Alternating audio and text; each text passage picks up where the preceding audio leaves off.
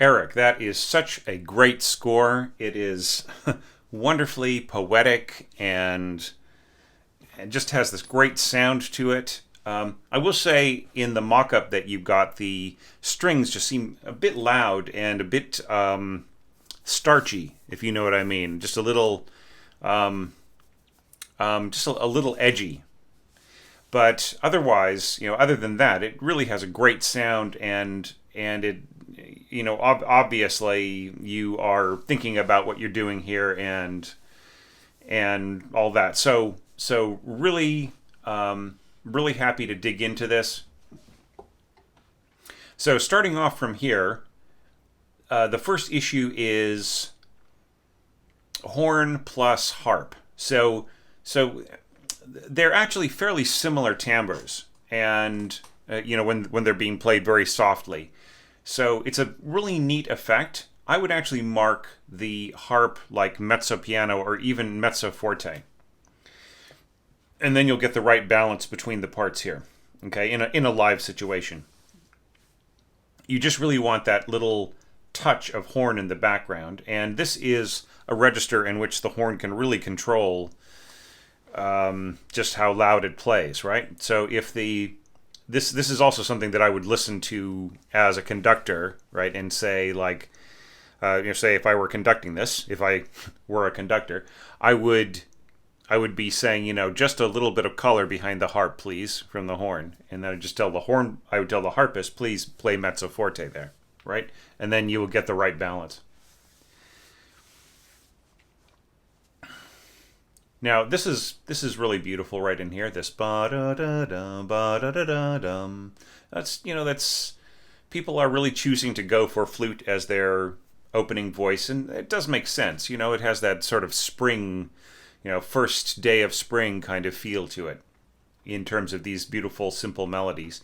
And isn't it interesting that I wrote a tip about the middle register of the harp and how it was being dismissed, at least in the second edition of my Adler's The Study of Orchestration manual. He writes that register as being nondescript, and it also is a little there's just a little air of dismissiveness in some orchestration writings about the middle register. But I'll say this again: the middle register combines qualities of like head voice and chest voice, right? Of low register and high register, the same way that, say, a cabaret vocalist would mix, that sort of jazz singing mixes the head voice and the chest voice, right? So that's what I feel the flute's middle register is all about, and you can just have some of the most beautiful. The very, very descript as opposed to nondescript kinds of playing in there. So it has my full approval that people are using this, and it's interesting that you're going to like a unison part here, and then you bring in your clarinet, and then everything just kind of cascades up to the top. I really like the way that this is all written out, like the part writing right in here. It's just, or part writing, that's not correct. The way that the parts are written out right in here.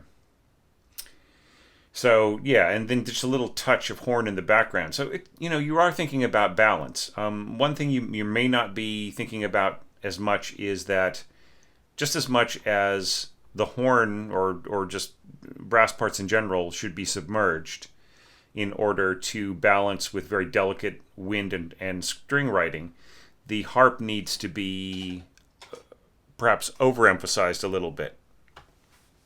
There's a little sound in the background there. I think my son's cat is finding new toys to play with. Sorry about that. If you hear a little bit of rattling in the background, she's on the prowl for new toys. So yeah, so this is all cool. Just so I would actually say mezzo forte, crescendo to forte here, and then maybe back down to piano here. Okay, I think that would actually work better in terms of the amount of force that you need to indicate for the harpist there. So that is, in a sense, kind of dynamic mixing, but it's it's dynamic mixing along established foreground, background kinds of elements, and also like instruments that are definitely weaker, not taking instruments that generally balance and then minutely indicating different dynamics all the way through. Right now, you don't do that very much either, but there is kind of the sense of mezzo forte and mezzo piano being used right in here a little bit as a default dynamic, right? So you don't. It would be better. It would be better that things were piano crescendo, right, rather than just mezzo piano, mezzo forte, because as I said before, it's not so much that this won't work, right, and it's not that the players will not be playing at their best for you and to try to sound really beautiful, but it's more that the color of the instrument is somewhat limited, right? Mezzo is a limitation, right? Piano is a region of restraint. Forte is a region of force, right? Mezzo is a moderation, right? So that's those forces are moderated in their effect, right? So when you're scoring like beautiful little lines here and you want them to stand out and be really have a wonderful color, they're going to have less unique color when they are given mezzo dynamics, right? So that's just my particular take on it. You could take it or leave it, but that's what I think. So right in here at the a tempo, we are reestablishing the whole outlook. So this is kind of a situation where a new section of the piece, you might actually see a conductor write in pencil on the score piano and then just do like a stroke right through the music just to remind them that that's where piano is, right? But it's really great that you have the ending dynamic, right? If this were a rehearsal mark, then I would say it doesn't matter that you already marked it piano. Just mark it piano again, because everybody will jump back to that number and they want to remember what they just played, right? Also, page breaks, right? That's another classic place where you want to make sure, if you think that there's going to be a page break in the full score or the parts, then really do mark the dynamic again. So this is all fine. Da da da dum da da da da. Sorry, excuse me. Da da da da dum ba da da dum. Yeah. So yeah, once again we've got the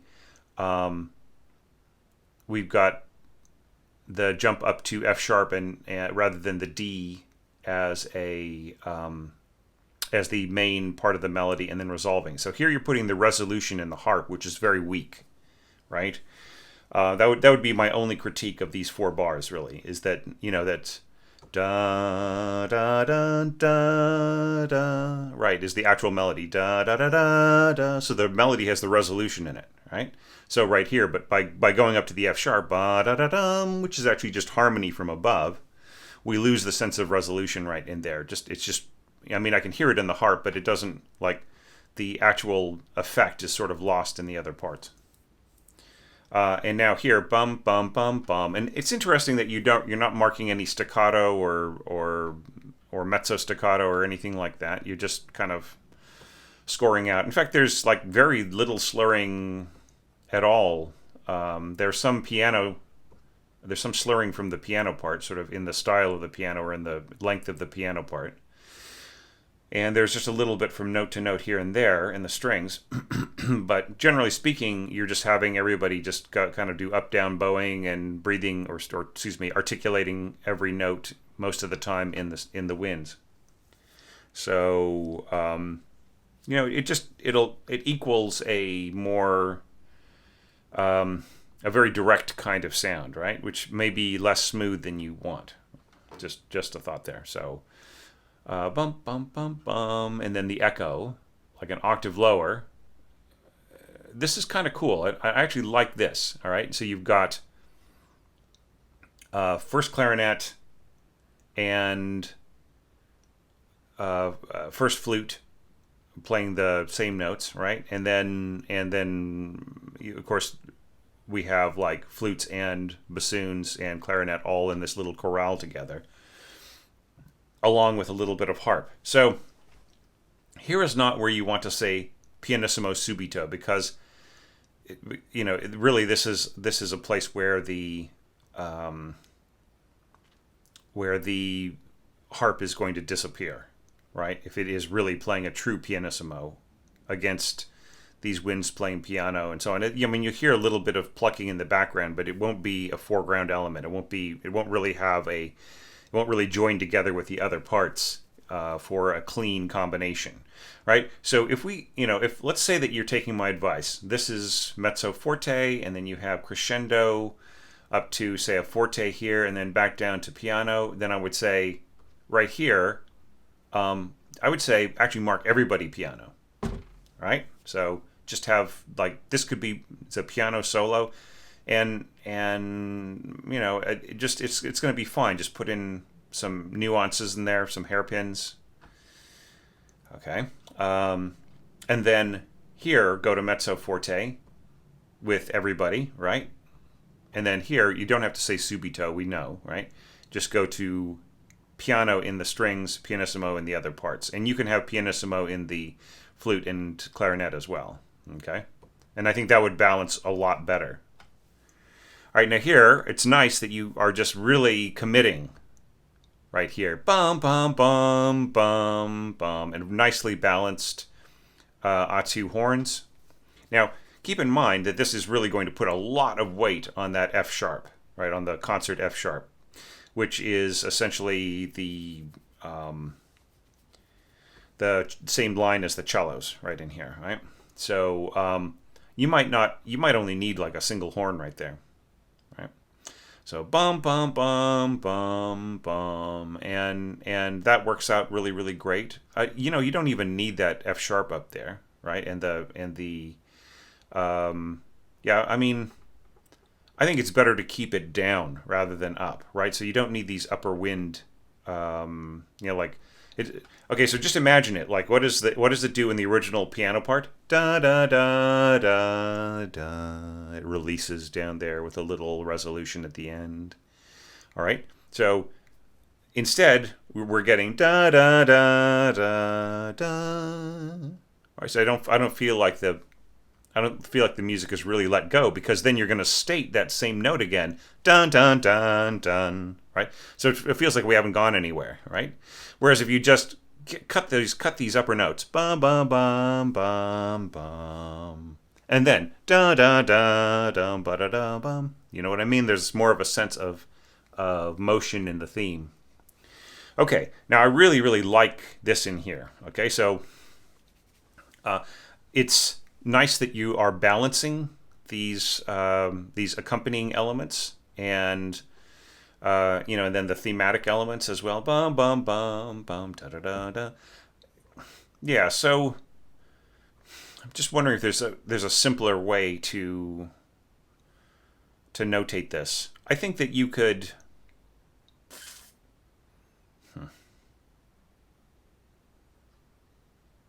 I mean, it'll work. I wouldn't say to mess with it too much, but I would still want a dynamic right here for these other instruments, even if it's just P again, right? Sorry, I'm getting a little fussy about that. Yeah, and then this low note right down here is really soft as well. I don't feel that this balances. Yeah, just having it soft again, so soft. Da da da da.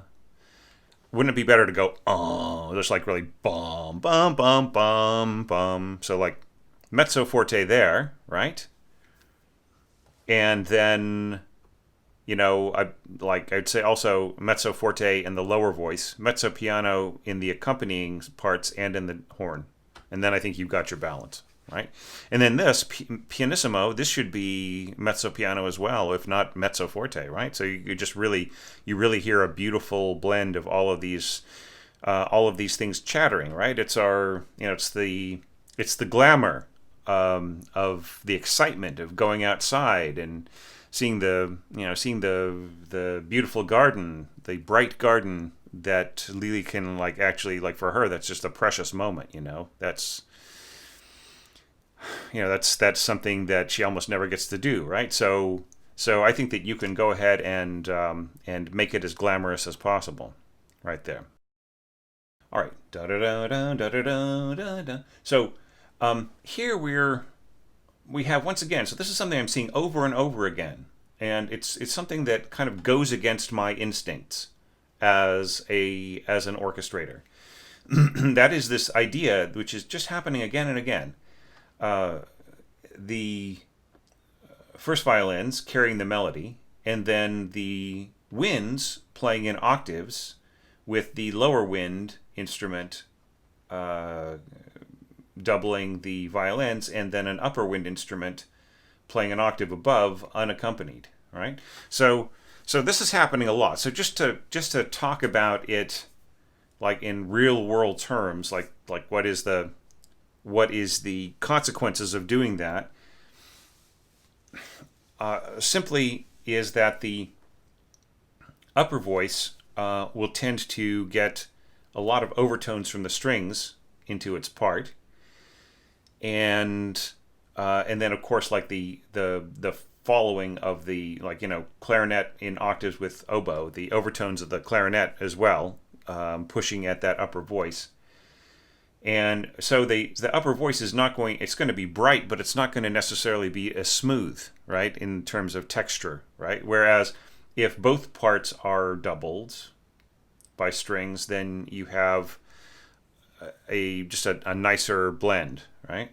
But I mean, it's just a matter of choice. It's just that I'm seeing it over and over again. This must be the fifth or sixth score where somebody decided to do that, and it's I see it sort of as a less usual thing to do that, to double winds and strings and then have an octave above playing, following along. I mean, it does happen, and it's not really that strange, but it's just happening over and over for this one section. So it's not completely the most harmless thing to do. It's going to make that upper voice very, very bright, and I mean, there's some beauty in that, but there's also, I'm not going to say crudity, but that is, it's a little less smooth than could be ideal in that situation, right? That's just one way of putting it.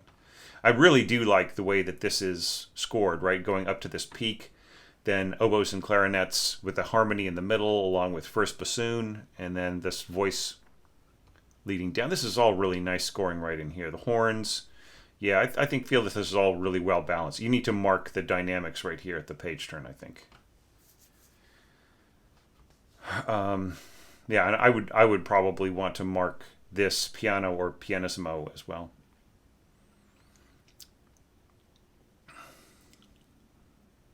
So da da da da da da da bum bum. This is all really great. Yeah, with the winds kind of standing out above. See, that's fine. Right, and then you've got your, okay, so much force, and then really soft in the strings, resolving. So this is a place where I almost feel like it's too soft to go to pianissimo subito, right? And you actually don't need to mark subito because it's implied, right? So subito would be, there's kind of like, let's put it this way. Let's say that there was, like, you had this long line and it had a big crescendo mark, and you started mezzo forte and you were getting loud, and there was no destination dynamic, and then the next beat needed to be soft. Then put in a subito mark, right? But here, it's just the next note, so there really isn't any need to say subito, right? That's just it already. The players don't need it. The players don't need it unless it's not clear that you are suddenly going to be soft, right? So, see, the danger is that the player, like, what you want to avoid is the player putting in their own diminuendo. That's the main thing with piano subito. And it's the same thing with forte subito, is you don't want the player to put in their own crescendo, right? So if there's any chance that the player would think, oh yeah, well, because like, right, the way that this is written, like, there's really no chance that the player would think that there was a diminuendo right here, right? It's just this big, long-held mezzo forte note. Then soft. We understand. So we don't need the subito.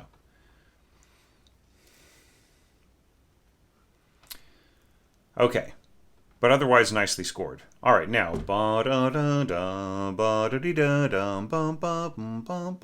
Okay, so that's all fine. Yeah. Yeah, it's all good. Harp can actually have longer slur marks. You know, you could just, like, if you want to, in terms of phrasing, you could just make a really long slur if you want to, right? As opposed to, like, suggesting groups, right, of notes. And you know, this is all fine. I like the overlap going to the flute, and just then two flutes. And I also like the way that the melody doesn't go too high, right? So this F sharp does not need to be in piccolo. I thought that was a really great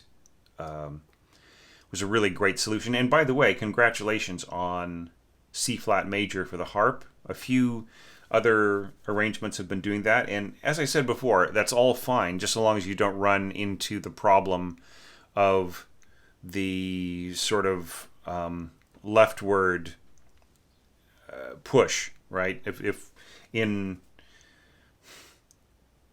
B major, the original key, there are lots of naturals, right? So it's basically the key signature when it transitions, modulates, whatever, it is losing, you know, it is going, the dial is going to the left, right, on the circle of fifths. So that's how you end up with double flats, right? So that's another motion that is going counterclockwise along the circle of fifths. Okay, so what do you do if you're all flat, right? And there's nowhere to go because there are no double flats possible on harp, right? So that's the only caution that I've had about it. But you're using this in a really beautiful way, so really no problems. Okay. And holding, you know, hanging on to this high F sharp up here, that was just such a great touch. And then the trill in the low flutes right in there, fantastic. Just such a great idea. And, you know, just a little bit of oboe right in there. Here's where it would have been really enchanting to hear, like, English horn, right? That would have been amazing. But it's fine that you're really limiting this to what's possible, because, you know, out of many scores that I have evaluated so far, this is among those that are probably would be the easiest to read. You know, they're, I mean, fairly ready to go to the stands, and something that is possible for a small orchestra, right? Double winds, couple of horns, a harpist, and your strings, right? And you might be able to play that with, like, an orchestra that's only like maybe 40 pieces or less, right? You'd have very limited strings and just pairs of winds and horns, and see if you can get a harpist. And you could just do that, you know, really, like, you're thinking of, yeah, I mean, easily, like, even like 32, thinking like 32-piece orchestra could play this. So it's great that you're economizing, right? Don't feel that you've missed out on anything by not having a English horn there. But I think that would have been a great touch. So, and then here, like, once again, you're really keeping it simple. There's no tenuto staccato, there's no mezzo staccato, there's no pizzicato. It's just basically bowed notes, right? As the harmony climbs down. Then same approach as before. Now, okay, so this whole thing about pluck and then just let it last, I think you can indicate, like, an actual length that you want, right? Because here, you basically, the same note is being played in second bassoon and double bass. And the thing about this is that the second bassoon is going to absorb any kind of sustain that pizzicato has got in it. So that pizzicato could be 1 beat long, right? Or you could just have a dotted half note and say sos, S-O-S, period, so sostenuto, right? So the player will just like vibrato on it a little bit to try to keep the note going. But it doesn't really matter. Like, putting the little LV, the broken tie, right? The tie that's not tying to anything. I feel that that's unnecessary. I think you just indicate the amount of time that is reasonable for that note to sustain. All right, I think that that's just better practice. Okay, and now we're basically have the same approach each time, for the most part. Right here, your horns are starting to go to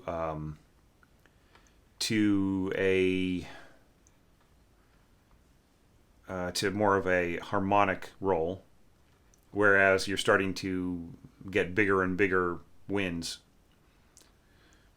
But it's really interesting that you're not getting louder, right? Even though it would actually help some of these higher pitches, right? To play softly all the way up to this A, that's difficult. And, all the way up to this E for the clarinet, that is not the easiest thing in the world. So it's, you easily could follow Lili's lead and increase in dynamic with each phrase and then pull back a little at the end, right? So that is possible. But it is really nice the way that you're also doubling with harp and everything. I mean, there's really, I'm looking at this, there's really nothing wrong, if you want to know what I mean. But but right in here, like, I just feel, so F sharp at pianissimo is possible for horn, but that's their idea of pianissimo. It is not necessarily everybody else in the orchestra's idea of pianissimo, all right? So you just be really careful in scoring notes above F that are really soft for horn. It's possible, and there are some players who just are really great at it, but they kind of hate that sort of playing. Long, steady, possibly exposed notes where they have to play high and soft. It's just like, that is just something that kills the kills the embouchure for some players. It's just annoying, you know what I mean? At least that's one thing that I've heard hornists complain about, having hung around with quite a few in my day. All right, and then, this is all good. The string scoring right in there. And then this ending is beautifully enchanting. And, okay, so here, my advice is to just leave everything to your first horn player. Don't do this like call and response thing between the first and the second, because you're going to want this to be tightly controlled by one player, right? And then you can leave this last note here for the second horn player, or you can just have the first horn player play that whole thing, right? And they can just take a breath right here and then play the entire thing, because that's really delicate and it's really exposed. Just way better to have the first handle all of that. Not that the second couldn't, right? But, and you might just want to mark pianissimo here, not to be fancy about anything, right? Or leave it the way that it is, and then here the harp should be marked mezzo forte, right? Okay, now this is very, very cool that I love the texture of the chords that you have right in here. That is just amazing. It's just really wonderfully done. But there's no way that this harp is going to stand out unless you give it a little bit more juice, right? So I would say that this should be octaves. They should be octaves that go below the staff. So you've got the very low note if the player has got it, or then up an octave if it doesn't, if the player doesn't, if the harp doesn't. So I would say 3 in a row, and they could just be single, to your taste. They could just be quarter notes, then damped, right? Or you could just do like long tolling notes, but they shouldn't be piano. They should be louder, right? So if you just mark mezzo forte here, then that's fine for the harpist, and then they can end mezzo forte to everybody else's pianissimo, and I think it'll sound great. Okay, so those were my thoughts about your piece. I mean, I could have gone a little bit longer with this. Like, generally the brev evaluations are like going 30 to 40 minutes. But I kind of don't want to repeat myself too much on certain topics and certain bits of advice. And when frankly, when there's less for me to comment about, then, there's kind of no need for me to go on and on about it. I think the strengths of the score are pretty obvious to everybody who is reading this, like who would want to learn from it and study from it. So, yeah, just think really, really well done. Another great Brev score, and just so glad that I had a chance to look it over and help you out with it. And like I said, it's of orchestral numbers that it could be done with a small chamber orchestra. So try to get it done. Wouldn't it be cool if all of these, or if many of these orchestration challenge scores actually got read by actual orchestras, or just throwing a few players together as you could with this, 10 wind and horn players plus a harpist, and then maybe another 13 or 14 string players, and you could do this, or maybe 20 string players. So, who knows? See what happens. Try to get it done. Try to get it read. It's just a beautiful score, and really happy to have your support, and to that you were able to contribute this time with the challenge, and would really love to see your score next time. So I think your insights would really be helpful to some of our other Brev entrants, and I'm hoping that they'll comment on this as well. So like you guys can have maybe a little conversation about it, or just talk about different things you liked about each other's scores. I think that's really important. So if you can make some comments on the other